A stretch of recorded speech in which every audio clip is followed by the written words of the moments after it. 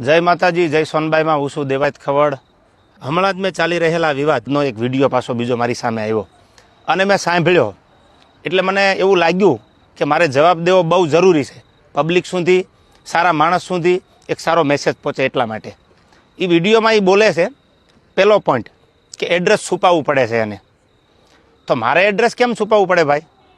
મારી તો અપડેટ હોય કે મારો ગઈકાલે આ કાર્યક્રમ છે, છતાંય તારે એડ્રેસ જોતું જ હોય તો ઇસ્કોન આંબલી રોડ ઉપર મારી ઓફિસ છે, આ મારું એડ્રેસ। ઓકે, બીજી વાત, પ્રશ્ન બીજો કે 200 લોકોને સાથે લઈને ફરે છે। 200 લોકો એટલે એક ગાડીમાં 4નું 5નું સીટિંગ હોય તો 200 લોકોમાં કેટલી ગાડીઓ કમસે કમ મારે જોવે? આપ પણ જાણો છો। જેને જેને ડાયરા કર્યા આયોજકને પૂછો કે કેટલી ગાડીઓ લઈને આવું છું, એ બધા પ્રૂફ પુરાવા દેવાની જરૂર નથી। આ એકદમ ફેક્ટ વાત છે, ઉપજાવેલી વાત છે એની। ત્રીજી વાત કરું તો સમાધાન કરવા માટે 50 લોકોને દોડાવ્યા, આવો એ બ્લેમ કરે છે મારી પર।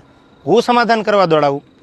તું એવડી મોટી કોઈ તોપ નથી તો હું સમાધાન કરવા માટે 50 લોકોને દોડતા? ઓથેન્ટિક પુરાવો કે તે જ્યારે આ બનાવ બન્યો 2 વર્ષ પહેલાં સોનબાઈ માના મંદિરે જ્યારે સમાધાન કરવાનું હતું ત્યારે પ્રવીણદાન ગઢવી એટલે કે મોગલ સેનાના પ્રમુખ, મને ફોન આવ્યો પેલો દીપકભાઈ કાઠીનો અમદાવાદ કે પ્રવીણદાનને કામ છે। પ્રવીણદાનને કોન્ફરન્સમાં લીધા અને મને પ્રવીણદાને કીધું કે કોઈ પણ રીતે આ મામલો પતાવવાનો છે, તમે પ્લીઝ। મેં કીધું કાંઈ વાંધો નહીં, તમે પ્લીઝ ન બોલો। ત્યાર પછી મને ફોન આવ્યો મરડાથી દાદુભાઈનો। દાદુભાઈએ કીધું કે તમારે સોનબાઈ માના મંદિરે આવવાનું છે। એટલે મેં કીધું કે આવું ખરો પણ માફી નહીં માગું। તો દાદુભાઈએ કીધું કે માફી માંગવા બોલાવાના નથી। આ વાત થયા પછી હું મઢડા સોનબાઈ માના મંદિરે રાજકોટથી જવા તૈયાર થયો। એટલે તું એવી કોઈ મોટી તોપ નથી કે મારા સમાધાન માટે 50 લોકોને તારી પાછળ દોડાવવા પડે। મારે બહુ જાજી વાત કરવી નથી, કારણ કે પબ્લિક પાસે, ઓડિયન્સ પાસે એટલો બધો સમય નથી આ ફાલતુ વાતું સાંભળવાનો।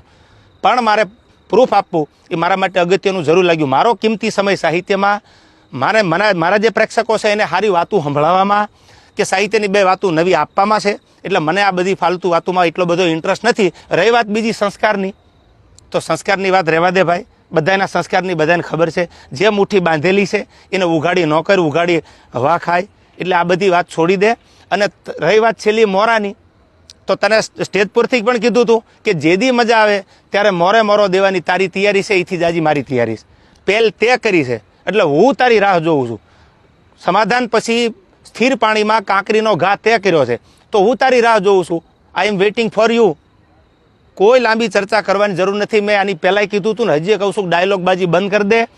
તારી રાહે રાહ છે, પહેલ તે કરી છે, મેં નથી કરી। તને જ્યારે મજા આવે ત્યારે મારી ઓફિસ છે ઇસ્કોન આંબલી રોડ ઉપર અમદાવાદ, તો ભલે। બાકી તને મારા બધા એડ્રેસ તારી સાથે જે બેસે છે એ મારી સાથે બેસે છે, એની બધી ખબર છે, પૂછી લેજો। ઓકે, રહી વાત બીજી મઢડાની કે જ્યારે સમાધાન મને દાદુભાઈ બોલાવ્યો એટલે મેં કીધું કે માના દરબારમાં માથી મોટું મારા માટે કોઈ હોય નહીં। મારા માટે જે કાંઈ છે, હું જેના ઉપર વિશ્વાસ અને શ્રદ્ધા રાખું છું એ સોનબાઈમાનું મંદિર છે।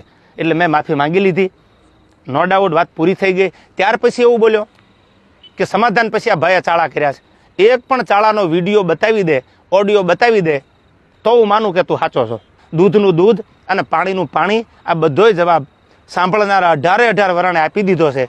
મને તો એટલું યાદ આવે કે સોનબાઈ માના સાનિધ્યમાં સમાધાન થયા પછી આ વસ્તુ જે બની ખોટી છે, જે કરવું હોય એ વેલકમ। જય માતાજી।